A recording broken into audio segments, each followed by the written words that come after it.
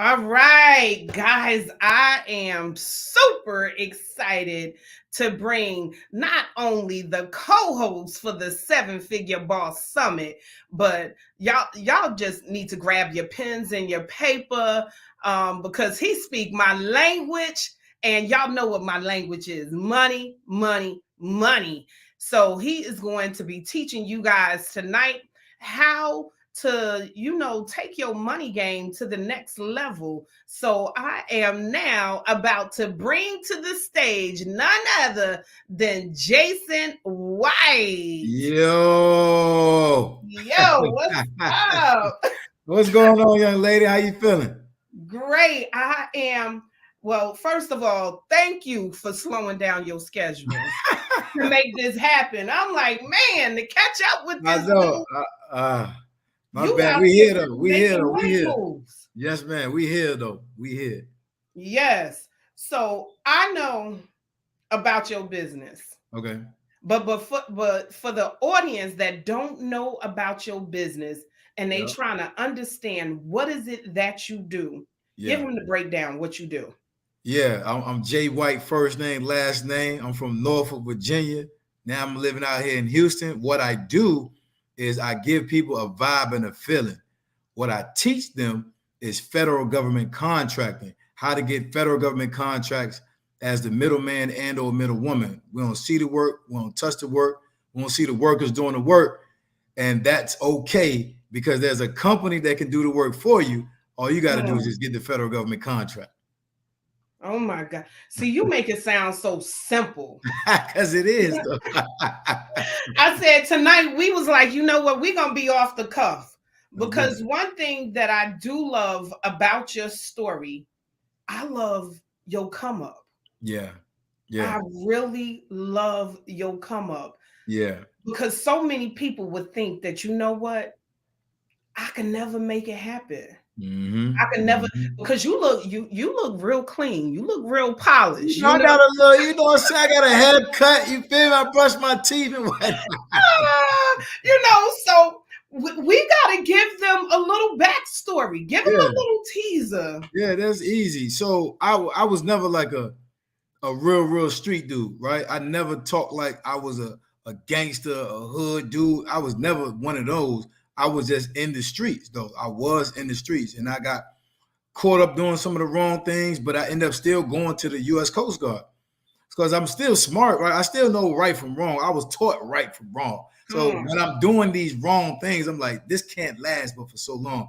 So I still end up going to the Coast Guard, but I had a street mentality while I was in the military, and that landed me in the brig for 2 years.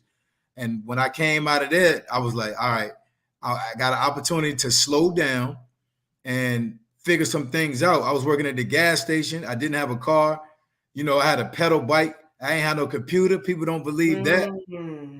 and I got introduced to federal government contracting because my homeboy came up to the gas station late night and put the bug in my ear, and then I went down the rabbit hole of YouTube University. But I'm a guy literally that just figured it out. I barely graduated high school. I still don't like to read books.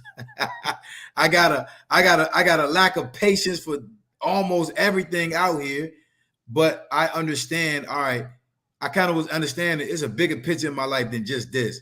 So let me calm down while I'm working at this gas station, and then boom, federal government contracting literally fell in my lap. I had to teach myself, but I didn't know about it until my homeboy talked to me about it. So Nice. that's just a little something about my background. Yes. So one thing that I'm noticing with you is that you are tapped in with just about every age group. Yeah, I yeah. had one young cat say to me while I was at the Warner Brothers hair show, he was like, that Jason White dude, he dope. I was like, oh, he dope. He was 18 years old. Nah, that's And fine. it was refreshing to hear that somebody saying that you inspired him. Yeah. So, what is the mark that you want to leave on this earth? So I'm still writing it, right? Let's just be honest. I'm still alive. I'm still here. I know I look young, but I'm an old soul. I'm an old head. So I'm still writing it. And the story that I'm writing is I want people to be driven by my story. I don't want them to be motivated. Motivation is literally up and down. You I was good about to say it lasts for a moment. tomorrow it's a wrap. But when you're driven by my story, when life punching your tail in the face, you can get back up because you're driven to have a better lifestyle. And I like the fact that I can reach an 18-year-old to a 65, 70-year-old. And I think that's partly because of how plain English I talk. I don't try to talk over people's head. I don't try to use big words. I don't even try to act like I know everything. Because if I don't know something, guess what? I'm gonna say I don't know. I don't know. I don't know. And I'm cool with that. And I think that's why I'm so relatable in so many different age groups. Plus, I got my daughter 17. She keep me on my toes too. For real. My baby just turned 14 today. I'm like, wow. But I'm like, dude, he's so big. He looked like a grown man. You know? So I've noticed too that men and women love you. Yeah. You know, and they do love the money part about it. Well, yeah, and I think that was probably one of the reasons why me and you connected. Yeah, instantly too. It was instant. Right. It was instant. And I'm like, I gotta have you as my co-host. Yeah. I said, because you speak my language. You know, I get so sick and tired of when people say it's not the money. And I'm like, it is the money because that's the what money is, come on now. That's what it's about. Listen, I have a passion for whatever I got a passion for. But if I'm doing that passion as a business at that moment in time, it's about the money. Come on. People know what money can do for them. But when people don't have the money just yet, I'm going to speak that into existence.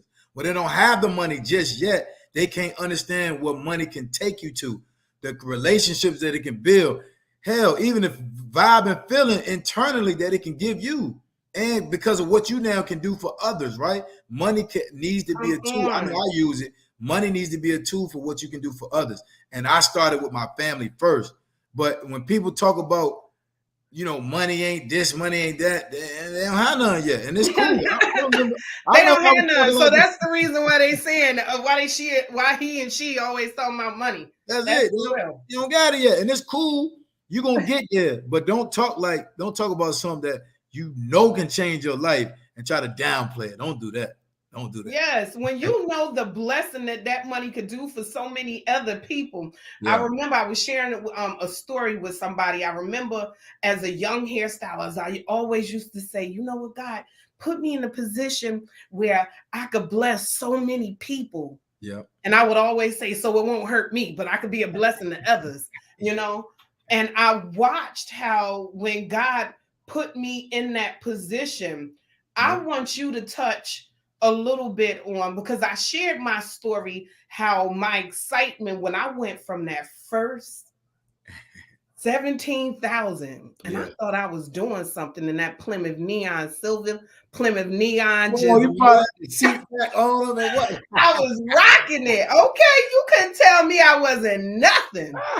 But when I went from that first Plymouth Neon, $17,000 a year, and I hit my first 100K. Yeah. I don't know which was sweeter. Yeah. The 100 or the mill. I think it was the 100. Yeah. Mm-hmm. You know what I'm saying? It's just to know that you hit something that you dreamed of as a child. So tell me your experience, because you figured, you said you was on a bike. Yeah, I was on a pedal bike, not even a moped. This joint had no gas. It was all feet. It was like I was Bonnie Rubble out there, Fred Flintstone, like legit. But I mean, I think so. I had some of the same prayers. God, let me be the rock in my family. Let me be the mountain. Let me everybody stand on my shoulders. The crazy thing is, I'm gonna talk about the money, but let me talk about this feeling real quick. When I end up getting the money, and I was the financial rock, because I seem to always be the emotional rock in my family for whatever reason. But once I became the financial rock in my family, it was tough. It was tough. Like mentally, it was like, all right, why Cuzzo being extra nice to me all of a sudden? Okay, why my man want to introduce me to this dude I don't even know? You know what I'm saying? So I was having a hard time dealing with intentions. What are the intentions now of individuals? And my trust level went down a lot in my own. I'm talking about within my own family. My trust level went down a lot because number one, I'm not used to getting this level of money when I wasn't. So mentally, I was all over the place, and I just didn't know who to trust. I'm talking about even from my own family until I started to, just really take a step back and slow down. Like I'm gonna say slow down a whole lot because that was what I needed to do. I needed to slow down.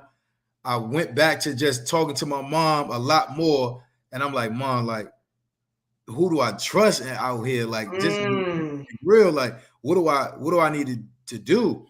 So the money was always amazing, but that feeling of not trusting my own family because of the money, and then building that level of trust back, finding my way back to trusting my family, that's been an amazing journey. But when I got that money, when I was first getting them checks and they was rolling through there, come on, I cried. I'm a sensitive thug. I cried. A sensitive thug. I'm like, man, this is crazy. Because now instantly I got the means to create a different lifestyle. Now my ideas in my head that I got ain't no stopping them now because the money ain't the problem no more. The money not the problem. So now I'm just having all these emotions. Then I retired my mom. So when I started to see that money come through, I cried. I let my emotions go. And now I'm really like the world is mine because as I'm getting more contracts, as I was getting more bigger contracts, getting in bed with different federal agencies, I'm like, this is it. I found it. I don't got to do this crazy stuff no more. These crazy little things that I was doing in the streets. You see me trying not to say it. I'm trying to move around. I don't have to do that no more. And now I'm really making my mom proud. So that's the first thing I did. I just cried. I just let it go. But it's amazing how God changes that circle. Yes. The circle that you thought was the circle. Yeah. Is like, no, that's ain't not even there. Ain't even there. It's not even there. And as cool as they are, and as great as they were, or still are as individuals, my situation and my mindset outgrew them. I didn't leave them. I just outgrew them. Whether they catching up or not, boom. Obviously, I still got some real ones in my circles from my day ones, but some of the individuals, they fell off on their own. I ain't push them out. Yeah, well, the reason why they fall off. They think in their heads that you think now that you're better. Yeah. It's like, no, you think that I'm better. You know what I'm saying? Yep. But yeah. So I also wanted to tap into I know when you was explaining to me what you do, I was like, wow. Because you know how I was like, my mind had it thinking that, no, you can only do this one way. Yeah. This whole entire time, because I told you my husband is always dealing with all of these government contracts. And I hear the language with him just toss so much on the phone and so freely. Mm-hmm. And when I heard you say a hairstylist, I said, shit, the front door, a hairstylist, government contract. So break it down. What is it? Yeah, I got you. So the federal government is always looking to procure a product or a service from a small business. That's the most simplest form of a government contract. But the federal government states that they don't care who does it as long as it gets done to the level that they want it at, and they can pay a comparable or comparable price point. Once I recognize that, I'm like, okay, I don't need to build one company around a certain niche. Let's stick with the beauty industry, right? Because there are a lot of federal government contracts for the beauty industry, and a lot of people don't know that. So I knew I didn't need to build a company for beauty industry. I just need to call a company like yours and say, hey, do you offer this product that the federal government is trying to purchase? And they would say yes or no. When they said yes, okay, how much you charging me for? They'd say, all right, I'm charging you, let's just say I'm charging you $750 a wig. I'm like, all right, cool. I'll put my $100 on top of that wig, and now it's $850 times whatever the quantity amount that the federal government wants, put it in the proposal, send it up, move on to the next one. That's all it is. Wow. That's it. Wow. Yep. So you see the question that Cynthia just asked you. Yes. Do they procure business coaches? Whatever you need outside of the federal government, ladies and gentlemen, they need it inside the federal government. But here's the kicker, though. It's not, the mindset is not about what you can do. Congratulations, you got an amazing company, you thriving outside the federal government. But remember, there's 96,000 contract opportunities every single day. Every day. Matter of fact, ERR day. Every day is 96,000 contract opportunities. So it's not about what you can do. It's about what you can manage. Can I manage this federal government contract, and or can I manage the company that's going to do the work on this federal government contract? The answer is always yes. And now, when this saying is true in the federal government, when you scratch their back because they got so many opportunities that need to be procured and fulfilled, then you can circle back and say, I got an amazing coaching business. I got an amazing beauty business. And then they will find a solicitation for you versus you doing it the other way around. Oh, wow. Yeah. Wow. That's how we get it in. Wow. Love it. She said, thank you. You're welcome. Yeah, that was a golden nugget, Cynthia. He charging you for it later. Invoice in the email right now. Right.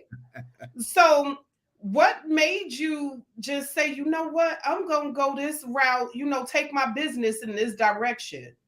Yeah. Because there were so many other things that you could have done. Yeah. What made you say, you know what, I got a niche to do this federal government contracting? That's a really good question. Nobody ever asked me this. I've been a class clown all my life. That's the first thing.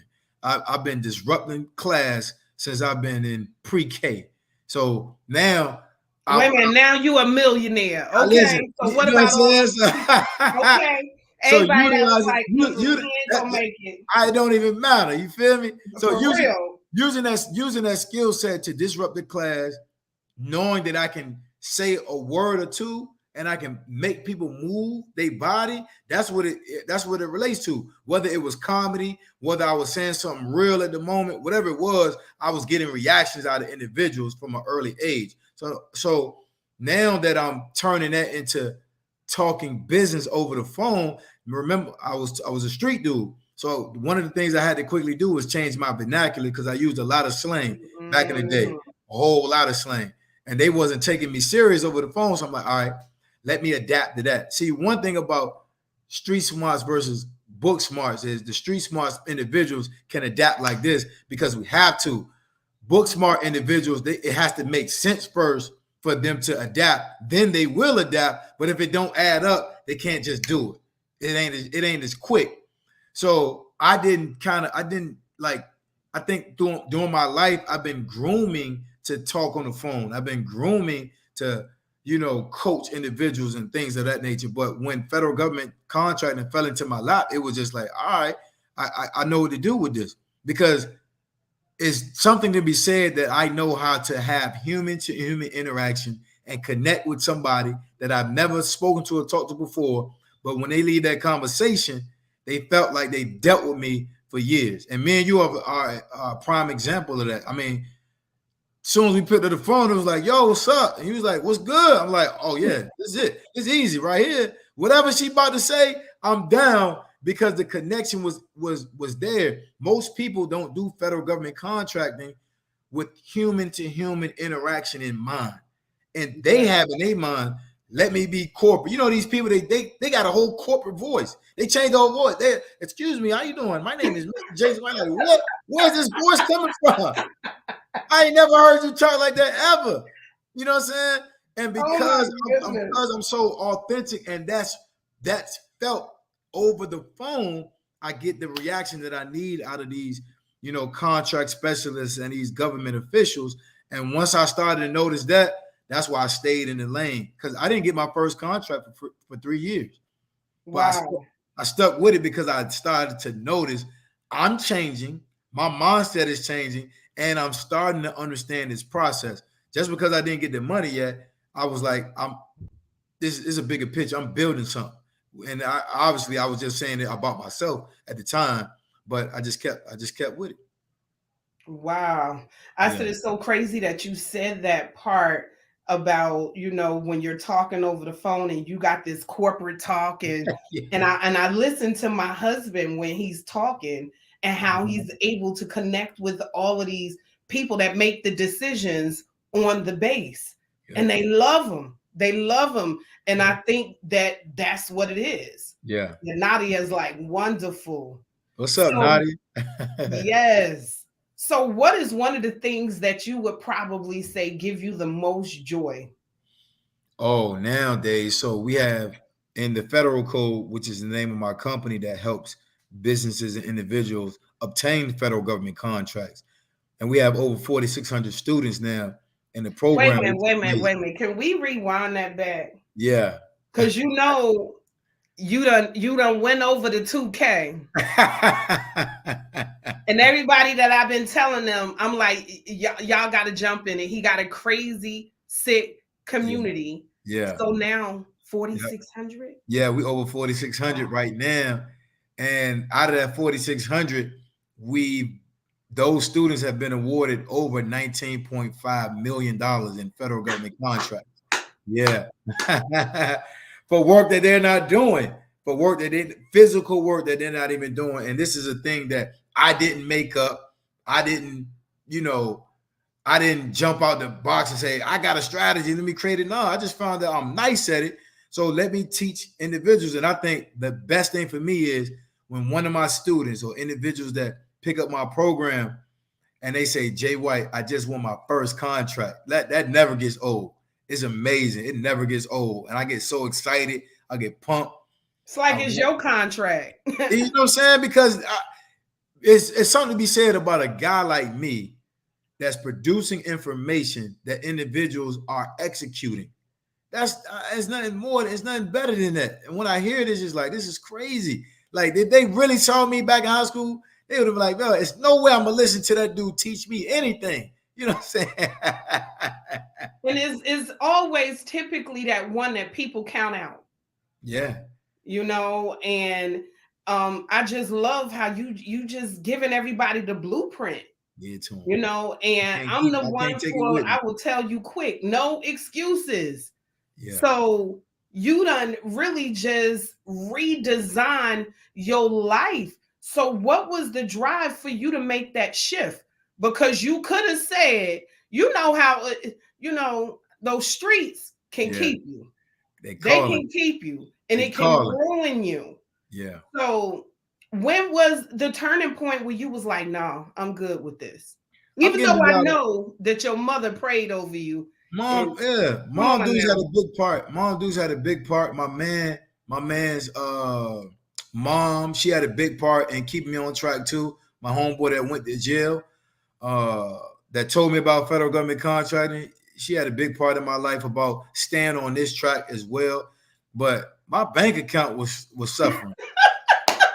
Man, my bank account was toe up. Like, come on now. I won't check the check. I was checked to, I don't know what. My checks was like this. I know I'm getting paid Friday, but I already got to pay all these other. It's already gone. I ain't got it. It's already gone. I was that check to check, whatever you call it. That's what I was. And one of the things I used to do to stay driven, I used to ride my bike to the ATM machine, put the card in there, check my balance. I used to check my balance every day, knowing it was the same. But I wanted to physically keep seeing that low balance. Sometimes it was $5. Sometimes it was negative 36 cents. Sometimes it was $15. I wanted to keep seeing that because that was the vision that I had in my mind to make me be like, all right, don't even slow down. Don't have those woe is me moments. Don't count yourself out. Don't beat yourself up. Now. Keep going. Because if I don't care who you are, who you listen to, the type of individual you got around you. If your bank account can't move you to do better, you well off, number one, or number two, you ain't nothing gonna move you then. Ain't nothing gonna move you. So I use that as my driving force to just make me keep it pushing, put one foot in front of the other. Yes, I said it's so crazy that you said that you were doing the ATM. Yeah. I was writing myself out checks. See. I was writing myself out checks. Yeah. I had even made a darn vision board. I said, no, Yeah. the heck with a gold poster. Yeah. I'm making Yeah. me a vision board because I want to see You want to where see it. I want to be. I wanted the car, the house, the money, Yeah. and I put everything on that board. Nice. And I tell everybody, I'm like, oh my God, I got everything that was on my board. You know, the You know crazy what I'm thing saying? is, I didn't even know about vision boards or none of that stuff. I didn't even know I was doing that. When obviously once I started to do personal development and my mind started to really, really shift and unlock, and people would talk about vision boards and stuff, I was like, that's crazy. I was doing it. I just didn't have it on the board. I was doing it myself, like It looking was at so it. funny. I had to learn mine from Mary Kay. I'm like, you know what? I'm seeing all these ladies with these, and here it is. I done moved to Texas. Yeah. Didn't even know this was the capital of Mary Kay. You know, I'm seeing all these pink Cadillacs. I'm like, I want one of them. You want one? And Yeah. That is you amazing. know, it's like I've always, you know, dreamed of something bigger, something better. You know, that's the reason why I said I love your drive. So, what is one of your biggest give backs that you do? Yeah, so every year, this hasn't even changed. Every year we do a free haircut drive. I just did one for the first time this year in the A-Leaf community in Houston, which was amazing. So that's one of my biggest give backs that I love to do. Like I do little things like sparingly. So obviously I do turkey stuff and turkey drives and all of that. That's amazing. I'm not trying to downplay it, but I do it. Yeah. I do we do blanket giveaways during the wintertime. We don't post about it or nothing like that, but we just give it out. I have made a post about it every now and then, but we just give out those blankets to those in need. But what I do the most that gives me the most joy is those free haircut drives, because you never want, if a kid can feel good to go to school with a nice fresh haircut, at least for that week, he feeling good too. And then that's taking pressure off some of these single moms that may not be able to afford everybody to get a haircut or a nice haircut, right? So those two things, and then seeing those kids' faces light up and they looking sharp, they looking fresh to death to go to school for the first day, it just feels good to me. So that's one of my biggest give backs that I love to do. Yep, I confidence was boost. getting ready to say that, Nadia. I said it's so crazy. I saw this thing with Angela Bassett.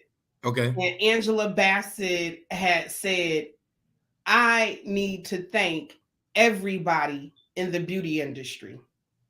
She said, because if it wasn't for them, I wouldn't have been able to come to Mother of Wakanda. And she's just talking about Tina Turner, all the roles that she has played. And I was talking to my girlfriend about it earlier, and I was just like, yeah. I said, you think about what a fresh haircut, what a hairdo would just, how it does, it boosts your confidence. It makes you feel like $1,000,000. Yep. So you think about these little boys going off, kids picking with them because the way that they look, and you're able to, yeah, it's beautiful. The one thing you ain't gonna say about that child might not have the latest whatever sneakers on or the latest book bag or jacket, but that kid got a nice haircut. You gonna see that from him, and I take pride into making sure that, you know, the federal code and also my nonprofit organization, only one code puts on for that every school year. Love it. Yeah. Well, now I'm about to dig into your business because you know I see this what the audience is over here waiting for. What's up with this Angela Yee thing that you got going on? Man, tell us. So the name of my new show that's powered by iHeartRadio and sanctioned by Angela Yee and Power 105.1 FM is called Wealth Wednesdays After Party with Jay White, and I'm just excited about it. I've never had that much of a support and backing and people seeing my vision and just like, yo, we all in with you, to the point where I'm getting different sponsorships almost automatically, and it's been dope. It's been amazing. The first episode will air May the 3rd on all of Angela Yee's platforms. It'll air on iHeart platforms. And I'm just excited. I just want y'all to hear how I'm interviewing these people. I'm giving them the smoke. I'm giving them the give them. You know, I got the pushback. I got the entertainment. I got the education. You know, we just gonna have a ball with it. And I think the show came about because I spoke into existence. I was on her show. Her show is called Way Up. And I was talking, she interviewing me. I'm like, Angela Yee, you should just have me be on your show every week. And she was like, oh, yeah? I was like, yeah. Boom, we got off the line. iHeart had the meeting with me, and the rest is history. Look at God. Look at God. So come on, let's talk about some of that manifestation. That's right. It's real. When you really speak things into existence and believe them, your steps become ordered. You don't even know that you're walking in the direction of what you proclaim weeks before, months before, years before. You end up walking right into it, whether you know it or whether you're intentional about walking into it or not. Most of the time, I'm not even intentional about it. I love to say the things that I'm going to do publicly because I want that type of, what's the word I'm looking for? I want that accountability. I love that accountability. Like, even though it's people that I don't know, I'm like, yeah, next year, this time, I'm going to have such and such, or I'm going to do this, or whatever it is. And now, guess what? I'm going to make sure I walk right towards the things that I proclaim because I believe I'm supposed to have it anyway. Yeah, and you think about it, when you saying things publicly, not only are you holding yourself accountable, but you got all these people. You know how they do. That you done pledged out in front of that you about to make this happen. You know how they do. They no mercy. I thought you said last year you was gonna. Where is that? Right. I said it was so crazy. I posted a video that actually ended up going viral, where I had shared that, you know what? I said that I wanted to get to millionaire status and I wanted to be in rooms with millionaires. Yeah. I said, but now this year I'm focusing on billionaires. And then what happened? Yeesh. God placed me in the room with all these billionaires. And it's also about speaking it. Yeah. You know what I'm saying? A lot of times we're afraid to speak it because we doubt. Because we doubt that it's gonna happen. Yeah, because we ain't really believe in it in the first place. So we like, I don't think I'm ready. I don't think I can do this. I need to do this first. I need to knock this. It's like all these excuses. Are you doing it or you not? You ready for it or not? You know. And I do think there's a time and season for everything. But if you saying something, believe it and stand on it, you're gonna be good. What's the worst that can happen? You'll be right in the same position you are right now. That's okay. That ain't no problem. You all right. So what was one of the biggest challenges that you faced when you was building your empire? So I'm gonna give you two. That trust level was a thing, and then consistency. I needed people not only around me, but that I work with to be just as consistent as I am with them. I need them to be consistent with me too. But I had an issue with consistency. That's why I made that a focus on people that I brought around me in my circle. Because doing federal government contracting, you have to be consistently on the phone. You have to be consistently understanding whatever the new rules and engagements are. You have to be consistently understanding that these subcontractors can change up on you. And you just got to be consistent with a lot of different things. And I had an issue with that. And that was a challenge for me. And I was like, just like you said earlier, man, I can just go back to the streets. That's quicker. That's easier for me. Like, that's not even a thing. I can go back to the streets right now and make this type of money right now. Obviously, that's not the way to go, but being consistent and having that level of trust that I needed, those were my two big challenges. I had some little ones too. You know, like I told you, my vernacular wasn't up to par. I didn't like to read, so I had to have the patience to read on certain things. But my biggest two challenges was that trust level that I had to have, absolutely, because you can't, man, when you bringing people on, just somebody as small as a CPA, I know I need a CPA, but to open up all your bank accounts and credit cards to this person that you don't know, it's like, man, I I done heard, I done heard all these horror stories about the pro athletes losing their money and stuff Oh like that. my I gosh, just you got my sound money. like You me. know what I'm saying? I'm like, man, I'm just getting my money, man. I don't want you to take it from me because you're gonna snake. So having that level of trust was an area of opportunity for me, and then having that high level of consistency as well. This is so funny. I think that's most likely probably why you ended up as the co-host because we got so many similarities. Yeah. So it was so funny because I shared also at this same conference I was speaking at.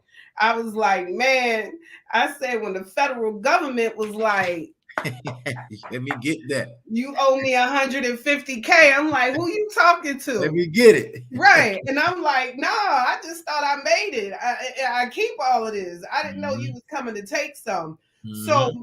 what was one of the first, what would you probably say was one of the first things that you had to implement in your business that you felt like was crucial? Ooh, wow, that's a really good question. Um, that's a good question. Probably the CPA. For real, like legit, probably the CPA. Because okay, so how it works is I got the government contract.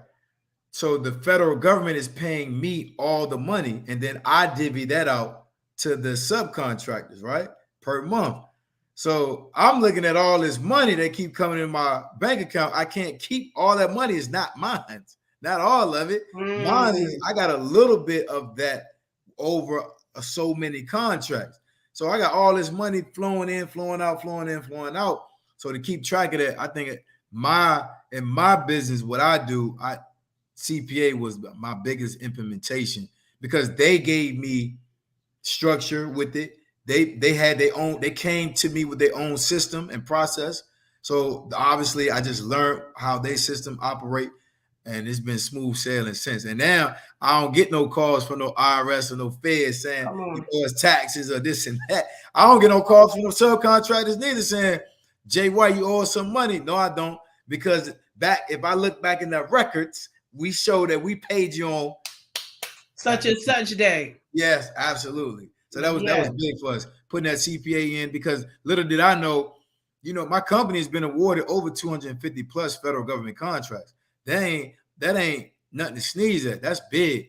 So I'm getting all those contracts, all that money flowing through different bank accounts. Yeah, somebody had to track it. I couldn't do it by myself. Right. So you're a serial entrepreneur, Yes, ma'am. in case people didn't know. Talk to So them. what made you say, you know what? I'm doing this federal contracting. Now I want to go out and I want to coach people Yeah. on how to become a multimillionaire also. So I think a lot of people that have a successful business, we end up teaching people without knowing that we teaching them, right? Or we're For not free. charging, right, for free. So we're not charging them because we just so excited that hey, you right close to me, you in my circle. So let me just teach you how to do it. And then me doing that, I started to notice that people will really gravitate towards it, uh, and understanding it and getting it in. And I was like, you know what? Maybe I can do this on a larger scale. But I still put it off. I put it off right before the pandemic. So right before the pandemic started, I was like, all right, let me take it serious and just see how big I can grow this company, this community, and see how many platforms I can get out there and get on to, just talk about what I do and how people can get another stream of income. And it just took off. It took off like wildfire, like crazy.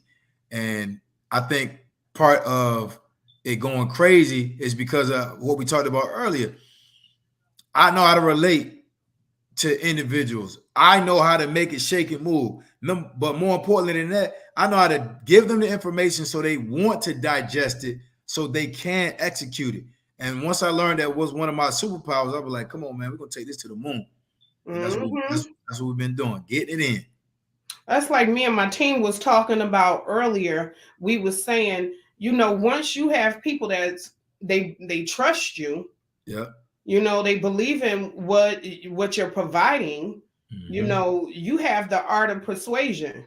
That's it. Whenever you have somebody that's hesitant to do a deal with you, Yeah. it is something there Yeah. that you missed. Especially when you getting that consistent hesitation. It's like, dang, what is it about me that am I coming off crazy? Am I not coming off trustworthy? What is it about me? One of the things that we did early on is we showed a lot of my own results. We showed a lot of my own personal company results. And my company still get awarded contracts to this day. So my information is not old information. It's not something that I used to do. We're still doing it. And then obviously you take that money and you go up into other avenues. And a lot of people see me now in different avenues because I never was on social media before I came a teacher and an instructor. I was not on social media at all. I ain't even have I don't think I ever was gonna get on social media, to be real with you. But to have that reach, to have that influence and impact to, help change people's financial trajectory, social media was a must as well. Yes. Well, you know how I'm all about that virtual world. Yeah, That virtual world, it allows for you to work smarter, not harder. yeah. So, how was you able to utilize this into building your community now to 4,600? Yeah, so just having relatable information, videos showing a lot of me, not my lifestyle, not my materialistic things, showing a lot of me and my energy and my consistent energy, right? And I think that built a level of trust in individuals to say, all right, I like how he's talking, I like what he's saying, I can relate. Now let me listen to what he's talking about on the business side. And that's how we utilize, virtual social media. It's just me. It's a lot of me. Face card ain't never declining because you're gonna get the same me whether we on Instagram, this interview, or in person, and people recognize that consistency. Real always recognize real, and I'm a big stickler for just being myself. I ain't gonna switch up. Ain't no need now. Come on now.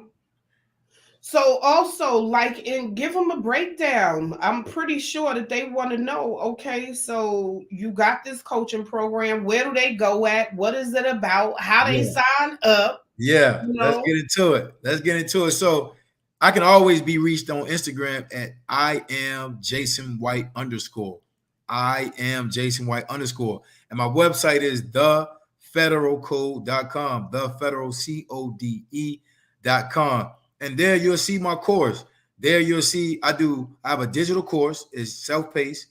It's all about federal government contracting as the middleman or middlewoman from A to X. And we never say Z. We don't say Z because that's the end of the alphabet. And we want residual income. We want them checks to come boom, boom, boom, boom, boom. So A through X, you'll see all that information. You'll also see where I do live workshops. I still do live workshops. I'm going to be in Charlotte on the 27th. Boom, come through if you can. If not, I'll see you at the conference that we have. And I know we're going to talk about that a little bit too. Yeah. So how do they sign up for Charlotte? It's on the website. You'll see it. Go to thefederalcode.com and you'll see my workshop for Charlotte on the 27th and my workshop for Miami on May the 11th. Live workshop. Let's get to it. You see Cynthia? That's Cynthia Gallardo is actually my trademark attorney. Oh, what's up, Sin? How you? Yeah, she bad. You'll want to connect with her. Yes, They man. like this was good. Yeah, this he giving y'all. I told him not to give y'all everything because you know what? You got to come to the summit. You got to come to the summit to see what he getting ready to bring to the table. So what's up for you next? So I'm really gonna focus on busting down my show because I am competitive. I want everybody to win. Everybody. I want everybody to do their thing. But now that I'm into this journalism hosting space, I want to win. I want to be the best. That's who I am. Yeah, well, you don't want to be, you will be. I will be. So I'm gonna really focus on that. Focus on structuring my interviews so they can be entertaining first, education second, and then making sure that I proved to the iHeart family that, hey, I'm supposed to be here. I'm a valuable member. So we got that going on. Me and you got the summit coming up, you know, Come on now. that I'm co-hosting. I'm so excited about that. That's gonna be Fire. what? That's gonna be, man. I'm already getting my outfits together this For Friday. real. Yes, what? For real. Straight up fire. Okay. I'm trying to stun on them when you come on stage. That's a different beast, man. That's a Yeah, different for real. For real. So we give got them all a that little coming in more. teaser what to expect at the Seven Figure Boss Summit. Oh my gosh. Number one, energy gonna be through the roof. That's the first thing. Energy is gonna be through the roof. But then secondary or 1A to that energy, the information gonna be phenomenal. Not just myself, but it's so many phenomenal speakers that can just give you insight on so much on the business world, personal and business, balance, money, investments. It's gonna be phenomenal. And if you ain't there, I don't know what to tell you. For real. I don't know what to tell you. I said it was crazy because me and you, she said, I can't wait to see you there. Cynthia's actually one of the speakers. I'm going to be there, Sin. I'm going to be there. Trust me. Yes. And so is Dr. Angela. She's also another speaker. Amazing. I said it was crazy because remember how me and you were talking about, I said, I do not want, I'm down with the motivation. Yeah. I think the motivation is a great thing. Yeah.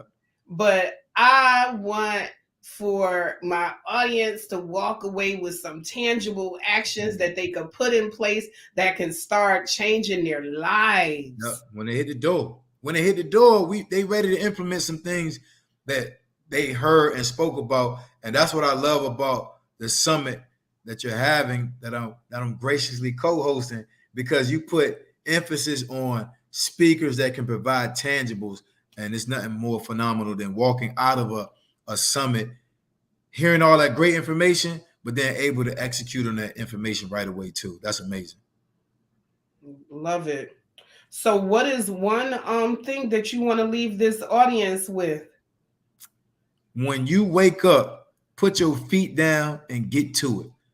That's all. That's it. People be waking up all slow. It take them 15, 20 minutes to the whole routine. You still laying down in bed. I don't know what most successful people do. I just know this.